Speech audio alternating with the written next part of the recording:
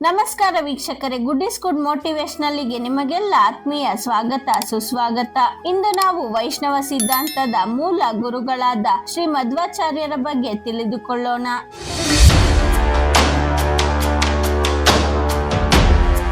ತತ್ವ ಸಿದ್ಧಾಂತ ಪ್ರತಿಷ್ಠಾಪನೆ ಮಾಡಿ ಭಕ್ತಿ ಮಾರ್ಗದಿಂದ ಸಾಧನೆಯ ದಾರಿ ಹಾಕಿಕೊಟ್ಟ ವಿಶ್ವಗುರು ಮಧ್ವಾಚಾರ್ಯರಿಗೆ ವಾಗ್ಮಯ ಪ್ರಪಂಚದಲ್ಲಿ ಪೂಜ್ಯನೀಯ ಸ್ಥಾನವಿದೆ.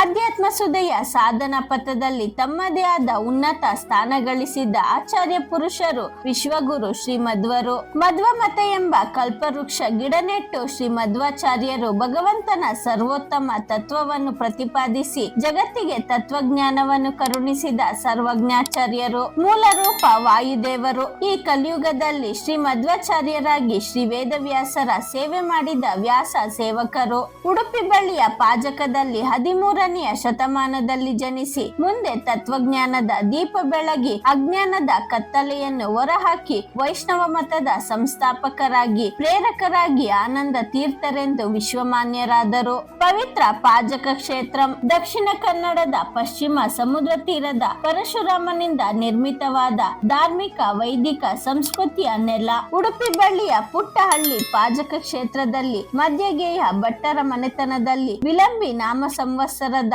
ಆಶ್ವೇಜ ಮಾಸದ ಶುದ್ಧ ದಶಮಿಯಂದು ಮಧ್ವ ಗುರುಗಳ ಜನನವಾಯಿತು. ವಾಯುದೇವರು ಮಧ್ವರಾಗಿ ಅವತಾರವೆತ್ತಿ ನಿರ್ಮಿಸಿದ ಪಾಜಕ ಕ್ಷೇತ್ರವು ಪರಮ ಪವಿತ್ರ ಹೊಂದಿತು. ನಿಸರ್ಗ ಸೌಂದರ್ಯದ ನೆಲೆಬೀಡಾದ ಈ ಪಾವನ ಕ್ಷೇತ್ರ ಕುಂಜಾರುಗಿರಿಯ ದುರ್ಗಾ ಬೆಟ್ಟ ಹಾಗೂ ಪರಶುರಾಮ ದೇವರ ಬೆಟ್ಟದ ಮಧ್ಯದಲ್ಲಿರುವ ಕ್ಷೇತ್ರ ಇಂದಿಗೂ ಪವಿತ್ರ ಕ್ಷೇತ್ರವಾಗಿ ಕಂಗೊಳಿಸುತ್ತಿದೆ.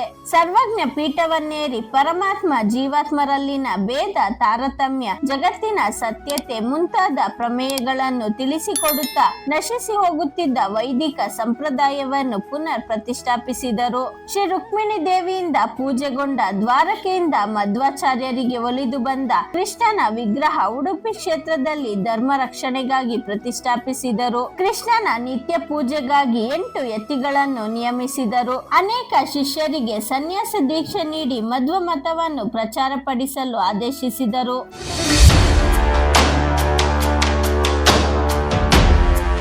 ಮಧ್ವಾಚಾರ್ಯರ ತತ್ವಜ್ಞಾನ ಪ್ರಪಂಚಕ್ಕೆ ನೀಡಿದ ಕೊಡುಗೆ ಸದಾ ಸ್ಮರಣೀಯ. ವೇದ, ಉಪನಿಷತ್, ಸೂತ್ರ, ಇತಿಹಾಸ, ಪುರಾಣ, ತಂತ್ರ, ಪ್ರಕರಣ, ಸದಾಚಾರ ಮುಂತಾದ ಸತ್ಶಾಸ್ತ್ರದ ಗ್ರಂಥಗಳನ್ನು ರಚಿಸಿ ವಾಗ್ಮಯ ಪ್ರಪಂಚಕ್ಕೆ ಮಹಾ ಉಪಕಾರ ಮಾಡಿದವರು.